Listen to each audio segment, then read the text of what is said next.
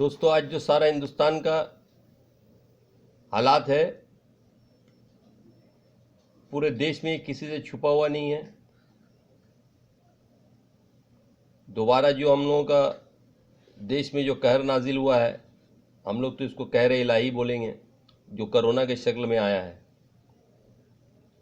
तो ये पूरा हिंदुस्तान में आया है। जहाँ 5 स्टेट में इलेक्शन हो रहा है, वहाँ भी कोरोना का बहुत ज़बरदस्त वबा फैला है, बीमारी फैला है, जिसको नज़रअंदाज नहीं किया जा सकता है। देश का जो सरकार चला रहा है, बीजेपी सरकार, जो नरेंद्र मोदी, जो हमारा देश का प्रधानमंत्री है, जिनको 1 साल पूरा मिला इस बीमारी से, जो हिंदुस्तानी नागरिक मारे जा रहे हैं, इनको बचाने के लिए जो उपाय करना चाहिए था, ऑक्सीजन का, मेडिसिन का, हॉस्पिटल में बेड का, तो इसमें टोटल फेलियर गए। लेकिन इसके साथ साथ उन स्टेटों को भी नहीं बख्शा जाएगा जहां पे बीजेपी का सरकार नहीं है। आज आप देखिए, दिल्ली बोलिए, महाराष्ट्र बोलिए, और बहुत सारा स्टेट है जहां पे बीजेपी का सरकार नहीं है। वो लोग नरेंद्र मोदी के ऊपर इल्ज़ाम लगा रहे। नरेंद्र मोदी दोषी है इस मामले में, कि इन्होंने हिंदुस्तान के लिए कुछ नहीं किया। लेकिन मैं उन स्टेट के चीफ मिनिस्टरों से भी पूछना चाहता हूं कि आप लोगों ने 1 साल के अंदर अपने अपने स्टेट में क्या किया? क्यों नहीं अपने अपने स्टेट को ये लोग मजबूत किए कि अगर खुदा ना खास्ते ये बीमारी लौट के आएगा, जबकि WHO पहले ही बोल चुका था कि 2021 में ये बीमारी रिटर्न आ सकता है, इसका तैयारी हो जाना चाहिए। तो स्टेट लेवल में क्यों नहीं किया गया? आज दिल्ली सरकार रो रही है कि हमारे पास ऑक्सीजन नहीं है, हमारे पास मेडिसिन नहीं है, हमारे पास बेड नहीं है। तो 1 साल के अंदर में ये लोग चाहते हो 10 हॉस्पिटल बन सकता था, लाखों सिलेंडर बनवा सकते थे, लाखों गैस पंप बन जाता, जहां से सिलेंडर आपका रिफिल हो जाता है। तो आज जब कोरोना दोबारा आ चुका है हर स्टेट में और लोग मर रहे हैं कीड़ा मकोड़ा के तरह, तो एक दूसरा पे तोहमत लगा रहे हैं। और बड़ा शर्म का बात है, जो 5 स्टेट में इलेक्शन हो रहा है, देखिए इलेक्शन कमिश्नर कोर्ट का फटकार लगने के बाद जो कानून बनाया कि 5 आदमी 10 आदमी से आप कैंडिडेट टूर कीजिए, और अगर कहीं बहुत बड़ा सभा होता है तो वहाँ 500 का अंदर आदमी होना चाहिए। लेकिन आप कल का ही बात देखिए, हमारे वेस्ट बंगाल में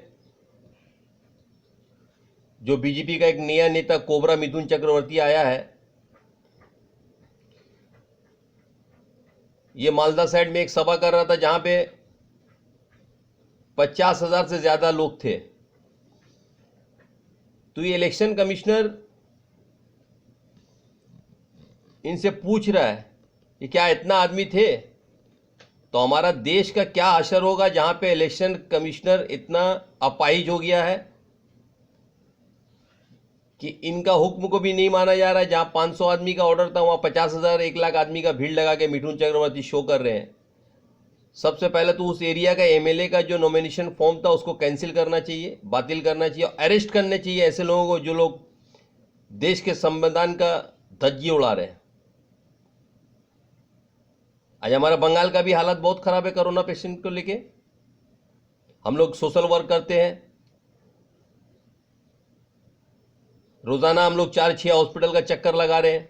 बहुत सारे लोगों का फोन आ रहा है, बहुत सारे लोग बोल रहे हैं कि हमारे घर पे पॉजिटिव हो गया है, इसको भर्ती कराना है, भैया ICU में भर्ती करा दीजिए। किसी नर्सिंग होम में बेड नहीं है, कोई नर्सिंग होम में सीट खाली नहीं है, ना ही हॉस्पिटल में ऑक्सीजन है, ना हॉस्पिटल में डॉक्टर है।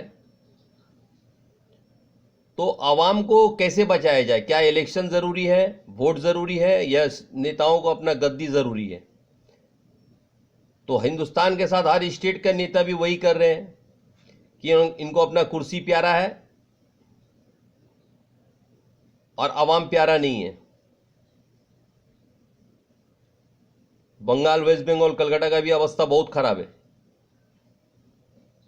हम लोग सोशल काम करते हैं, हम लोग देख रहे हैं हर 4 घर में एक घर का आदमी को सर्दी खांसी बुखार है, किसी का हार्ट पेशेंट है, कोई किडनी पेशेंट है, हॉस्पिटल जा रहा है, उसको पॉजिटिव करके उसको बोल रहे हार्ट और किडनी एक साइड हो गया, वो कोरोना पेशेंट हो गया।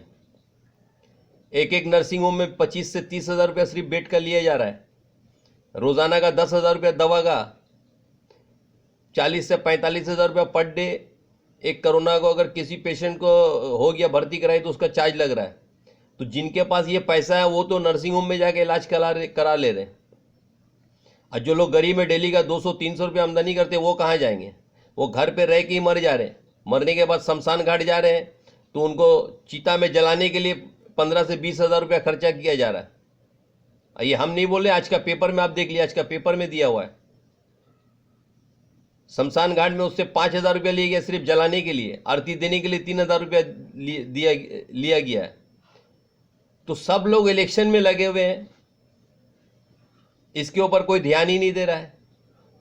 हमारा वेस्ट बंगाल का भी ध्यान नहीं है, जो इतना धांधली हो रहा है। बताइए, ये तो इंसानियत से गिरा हुआ बात है कि शमशान घाट के अंदर घूस लिया जा रहा है। लोग जो मर गए हैं 2-4 लाख रुपया खर्चा करके, अपना कोई पिता को कोई माँ को नहीं बचा सका, और उसका जब क्रियाक्रम करने जा रहा है वहां भी 15-16 हज़ार रुपया लिया जा रहा है, और उसका रिपोर्ट किया जा रहा है तो रिपोर्ट के ऊपर एक्शन नहीं हो रहा है।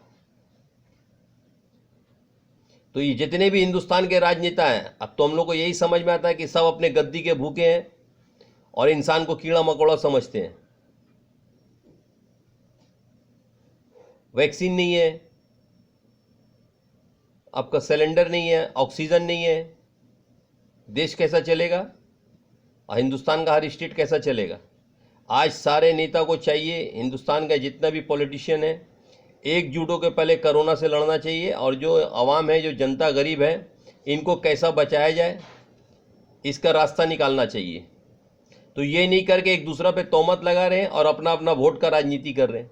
मरने के बाद भी पॉलिटिक्स हो रहा है, मुर्दे पे पॉलिटिक्स किया जा रहा है।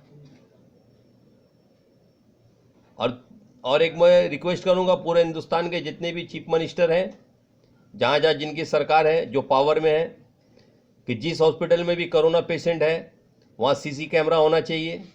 सीसी कैमरा लगा के बाहर उसका एक स्क्रीन होना चाहिए, जो कोरोना पेशेंट तक उनके रिश्तेदार नहीं पहुँच सक रहे, तो कम से कम बाहर अपना बैठ के पेशेंट को देखे कि उनका ट्रीटमेंट कैसा हो रहा है। बहुत जगह से खबर आई, यूपी से, मध्य प्रदेश, कहाँ से, कि लोगों का कोरोना पेशेंट नहीं है, उसको कोरोना पॉजिटिव देके किडनी ब्लैक किया जा रहा है, स्मगलिंग किया जा रहा है, किसी का आँख निकाल लिया जा रहा है। तो कम से कम घर का आदमी एडमिट किया है, 1-2 लाख रुपया खर्चा भी कर रहा है, उसका पेशेंट किस हाल में है नहीं है, वीडियो कॉन्फ्रेंस कराना चाहिए पेशेंट के साथ, और उसका लैब दिखाना चाहिए टेलीकास्ट, हॉस्पिटल के बाहर में स्क्रीन लगा के। ये हिंदुस्तान का एक नागरिक हो के हमारा हक है ये बोलने का, और ये हक हर स्टेट, हर गवर्नमेंट, हर सरकार को देना चाहिए कि अगर किसी के घर का पेशेंट अगर भर्ती है, उसका सही ट्रीटमेंट हो रहा है कि नहीं हो रहा है, वो पैसा भी दे, उसका पेशेंट कैसा है, उसके साथ क्या सलूक हो रहा है, कोई खबर नहीं है, आपको हॉस्पिटल के अंदर घुसने नहीं दिया जाएगा। तो ये सब चीज़ ख़त्म होना चाहिए, और देश के अंदर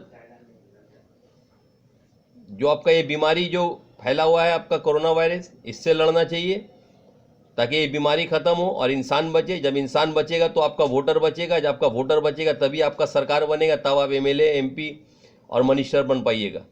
अगर ये वैसे ही मरते रहे तो एक दिन आपके घर में भी ये बीमारी घुसेगा और खुदाई कहर भी आप लोग के ऊपर नाजिल होगा। जो हिंदुस्तान के और हर स्टेट के जनता के साथ जो पॉलिटिशियन खेल खेल रहे हैं, अपना ये खेल बंद करना चाहिए और आवाम को इसके लिए रास्ता में आना चाहिए और इसके लिए प्रोटेस्ट करना चाहिए। Thank you.